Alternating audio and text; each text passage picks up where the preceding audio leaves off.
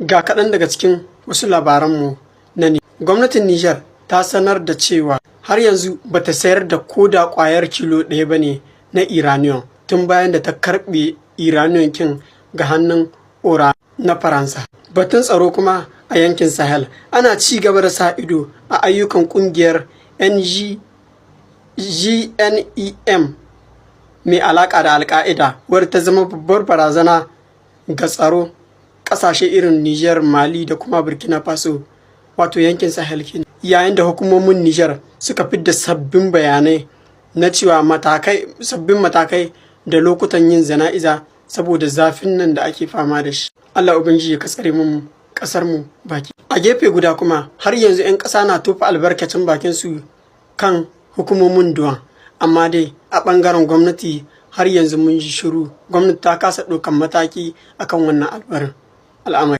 Shin menene ra'ayinku? Hadda kwa kuma sai.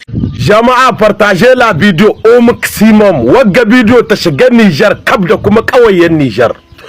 Buɗaɗɗiyar wasiƙa ta General Ibro wai baba bande yan garan sifa an feti wallahi.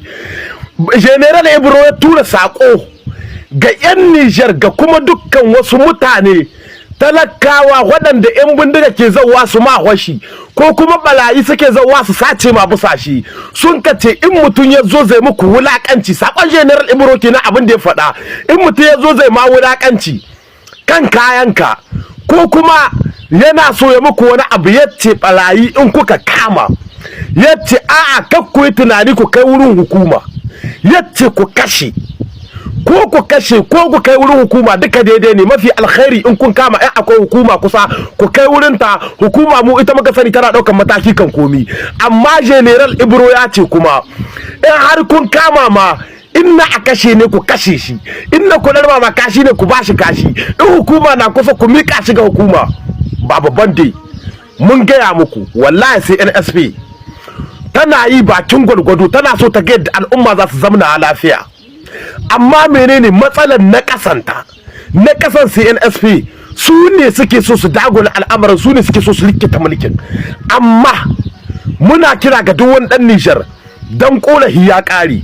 Inda aka baka dama in can kace hukuma ta hana ka dauki mataki, to yanzu hukumar ce da kanta ta baka dama cewa in dai har kaga abin da zai cutar da kai kai tsaye akwai nisa tsakaninka da hukuma. In dai har balawo ne ko dan ta'adda ko wani to daga wani zo ce zai wulakanta ka, kai ma ka nuna mai bai isa ba. Yan fowon yan tire rayuwa gare ka, rayuwa gare shi ta kowa na hannun Allah. Allahu akbar. Muna gode masu NSP.